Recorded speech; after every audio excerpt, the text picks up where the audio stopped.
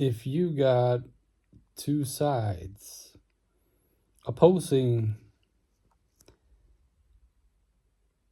something that they oppose, like they have an enemy. They have an enemy which is mutual on each side, which is not definable. There is just an enemy. So the one side says, we are against the undefined opposing enemy. And the other side says, we are against the undefined opposing enemy. That creates a lot of pressure and tension between the two parties that are fighting the undefined enemy of opposition from each opposing side, not affirmed for each side. And that's war. That's struggle, strife, terror, everything. And what I have learned in life is that to be somebody's friend, there has to be gratitude and humility. And humility is something that a lot of people can't define. So I will do that for you right now. Humility is basically, I don't know. And to say I don't know is not judgmental. You can say I don't know and you don't want to hear anything more about it. And that's you being judgmental, if that's the case. And sometimes that's how it is.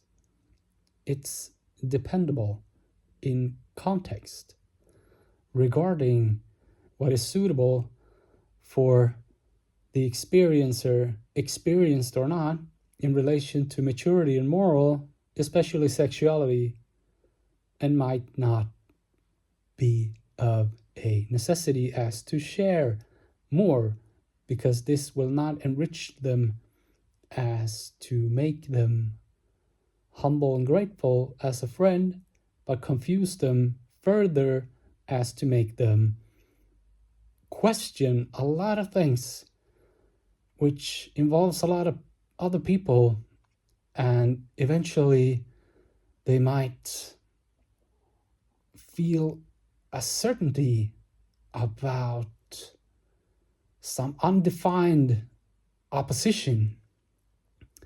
And that undefined opposition might be something that they share with an opposing side. And these two parties might fight and kill each other with collateral damage and financial, and most importantly, just a world of less and less and less love. Do you catch my drift? You know what I'm saying? You feel me?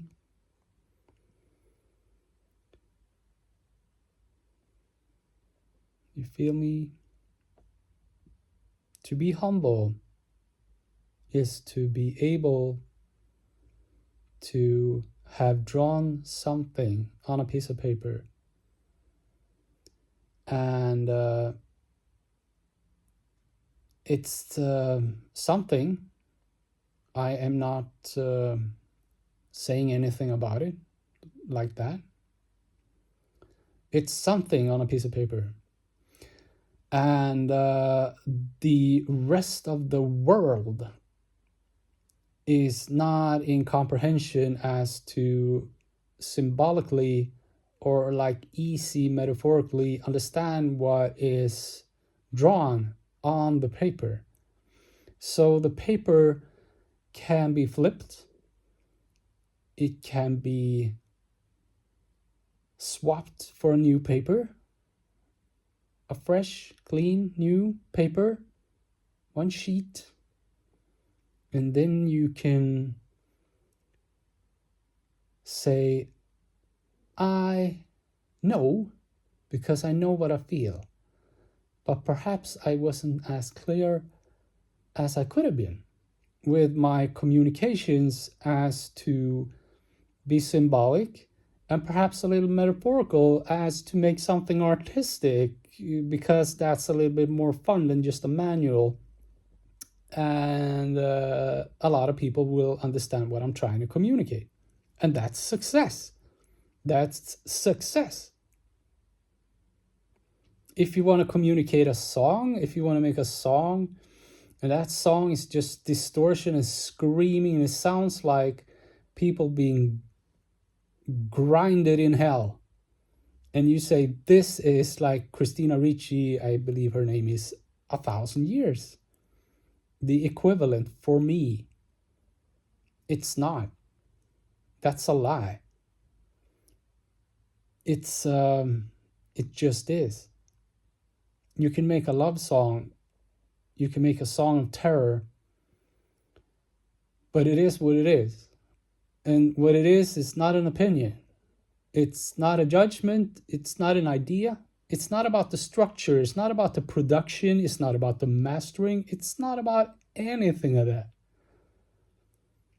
It's all about the feeling. It's all about the feeling. What do you feel when you listen to this song?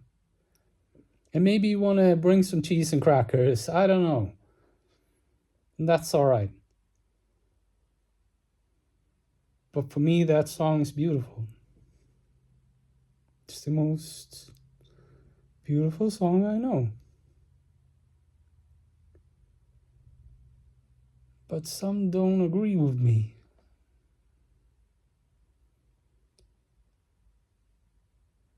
But I know this. Without words. And I can draw this on a piece of paper that is symbolic and a little metaphorical.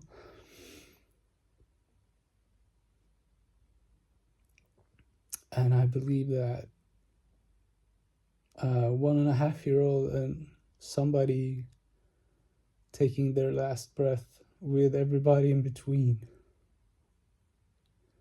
will understand what a smiling heart on a piece of paper is. And that's I am. And that's I am. I am good.